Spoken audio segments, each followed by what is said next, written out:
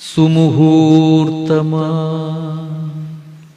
സ്വസ്തി സ്വസ്തി സ്വസ്തി. രാമസന്നിധിയിൽ അവസാനമായി സീത രാമസന്നിധിയിൽ വരികയാണ്. വരുമ്പോൾ കാണുന്ന കാഴ്ച എന്താണ്? സീത ഇരിക്കേണ്ട സ്ഥാനത്ത് ഒരു സ്വർണ്ണ വിഗ്രഹം, സീതയുടെ സ്വർണ്ണ വിഗ്രഹം ഉണ്ടാക്കി വെച്ചാണ് യാഗം നടത്തുന്നത്. സീത തകർന്നു പോയത് കണ്ടിട്ട്, അതും രാജസൂയം പോലെ ഭാര്യ കൂടിയിരിക്കേണ്ട ഏറ്റവും പ്രധാനപ്പെട്ട യാഗത്തിൽ സീതയുടെ ഒരു പ്രതിമയുണ്ടാക്കി സീതയാണെന്ന് പറഞ്ഞു വെച്ചിട്ട് യാഗം നടത്തുക. സീത തകർന്നു പോയി, അസ്തിത്വം പോയി. സീത എന്ന് പറയുന്ന ഒരു അസ്തിത്വം ഇല്ലാതെ സീത അത് കണ്ട് തകർന്നു പോകുന്നു. ശ്രീരാമൻ സീതയെ ഭാര്യയാക്കാൻ ക്ഷണിച്ചില്ല. ആ ക്ഷണം കിട്ടാതെ വന്നതോടുകൂടി ഇനി എങ്ങോട്ട് പോകാനാ സീത? സുമുഹൂർത്തമാ സ്വസ്തി സ്വസ്തി സ്വസ്തി. സുമുഹൂർത്തമായിരിക്കുന്നു. എന്തിന്? സ്വസ്തി, മംഗളം. സ്വസ്തി പറയാൻ സുമുഹൂർത്തമായിരിക്കുന്നു. സൂര്യചന്ദ്രന്മാർക്കിരിപ്പിടമാകുമീ, സൂര്യചന്ദ്രന്മാർക്കിരിപ്പിടമായിരിക്കുന്ന ഈ രാമസാമ്രാജ്യമേ, ഒറ്റ വിളിയാ, രാമസാമ്രാജ്യമേ. സൂര്യനും ചന്ദ്രനും പോലും വണങ്ങി നിൽക്കും അല്ലെ രാമസാമ്രാജ്യത്തിൽ. ദേവകളെ, ഞാൻ മടങ്ങുകയാണ്. അസുമുഹൂർത്തമായിരിക്കുന്നു, എനിക്ക് മടങ്ങാനുള്ള മുഹൂർത്തമായിരിക്കുന്നു. സ്വസ്തി, മംഗളം. സൂര്യചന്ദ്രന്മാർക്ക് ഇരിപ്പിടമായിരിക്കുന്ന രാമസാമ്രാജ്യമേ, വലിയ രാമസാമ്രാജ്യമാണ്. ദേവകളെ, അനേകം ദേവകൾ, 33 കോടി ദേവകൾ, എല്ലാ ദേവകളോടും വിട. മാമുനിമാരേ, എല്ലാ ഋഷീശ്വരന്മാരും, എല്ലാ ഋഷികളിലെ ഈ യാഗം നടക്കുമല്ലേ, എല്ലാ ഋഷീശ്വരന്മാരും ഇരിക്കുകയാണ്. എല്ലാവർക്കും വന്ദനം, എല്ലാവർക്കും മംഗളം. സ്നേഹതാരങ്ങളെ, എനിക്ക് ജീവിതത്തിൽ വഴികാട്ടാൻ, എന്നെ സ്നേഹിക്കാൻ നക്ഷത്രങ്ങൾ മാത്രമേ ഉണ്ടായിരുന്നുള്ളൂ. അവരുടെ പ്രകാശമാണ് എനിക്ക് ജീവിതത്തിൽ വെളിച്ചമായത്. സ്നേഹതാരങ്ങളെ, സ്വപ്നങ്ങളെ, എനിക്ക് ഒരുപാട് സ്വപ്നങ്ങൾ ഉണ്ടായിരുന്നു, ഇനിയില്ല. എനിക്ക് നല്ല നല്ല സ്വപ്നങ്ങൾ തന്ന സ്വപ്നങ്ങളെ. പൂക്കളെ, ഏറ്റവും നിഷ്കളങ്കമായി എന്നോട് ചിരിച്ച പ്രകൃതി. പൂക്കൾക്ക് പ്രത്യേകിച്ച് താല്പര്യമൊന്നുമില്ല, അവരാരെ കണ്ടാലും ചിരിക്കും പൂക്കൾ. പൂക്കളെ, വിടയാകുമീ വേളയിൽ, ഞാനിതാ വിട പറയാൻ പോവുകയാണ്. വിട ചൊല്ലാൻ പോകുന്ന ഈ വേളയിൽ സ്വസ്തി, നിങ്ങൾക്കെല്ലാം സ്വസ്തി. ശ്രീരാമനെ ഒരു കാര്യം മാത്രം ശ്രീരാമനോട് പറയുന്നു. ശ്രീരാമനോട് കൃതജ്ഞതാപൂർവമാണ് പറയുന്നത്.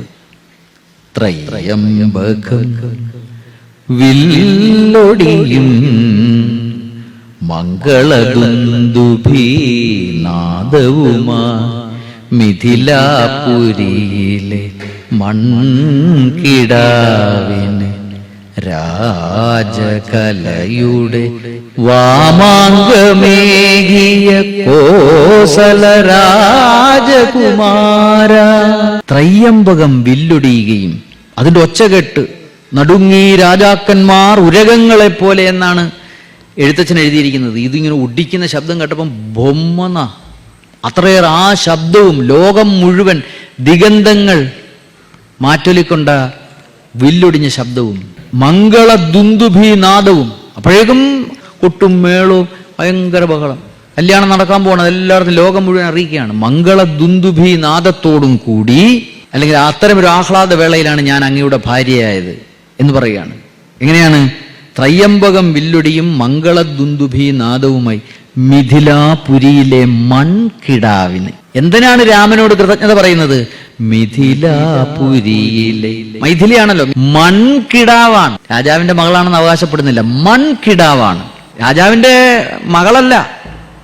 അങ്ങനെയുള്ള മൺകിടാവിനെ രാജകലയുടെ ഏറ്റവും വലിയ ചക്രവർത്തി, രാജകലയുടെ വാമാംഗമേകിയ, വാമാംഗം എന്ന് പറഞ്ഞാൽ വാമഭാഗം, ഭാര്യാപദം എന്നർത്ഥം.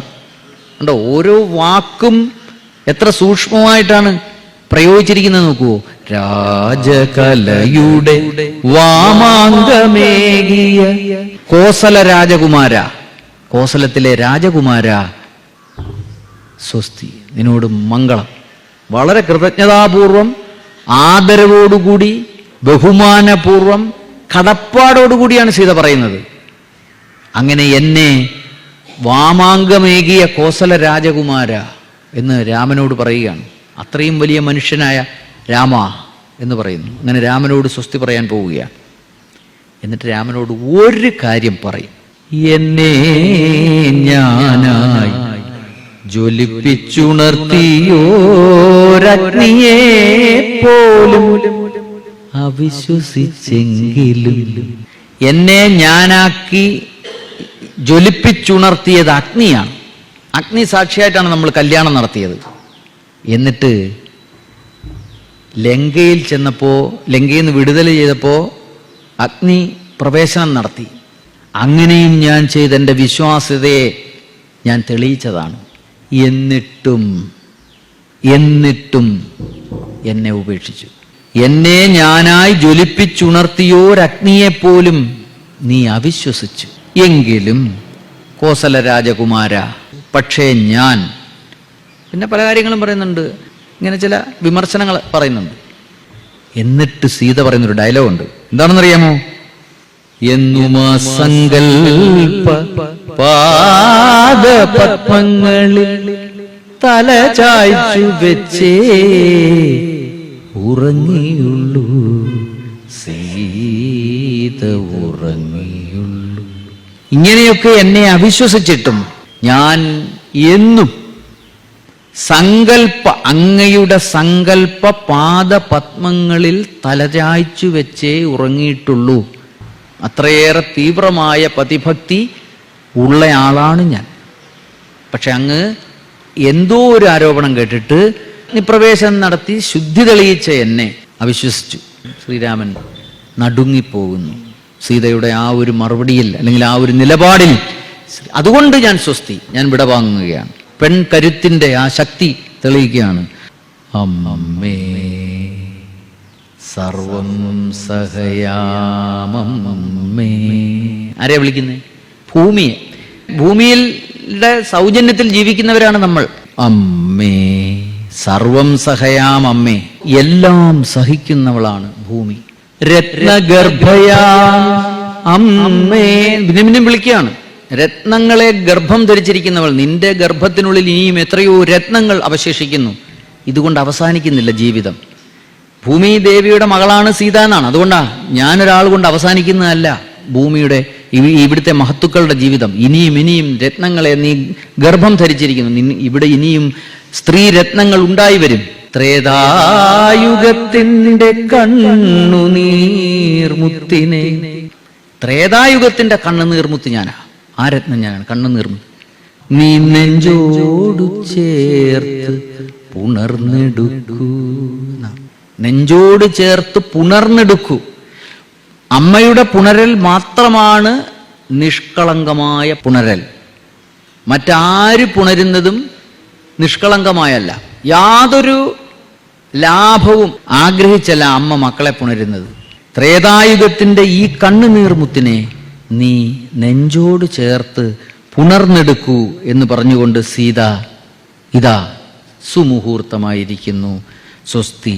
അങ്ങനെ ഭൂമിയിൽ നിന്ന് കിട്ടിയ സീത ഭൂമിക്ക് ഭാഗമായി.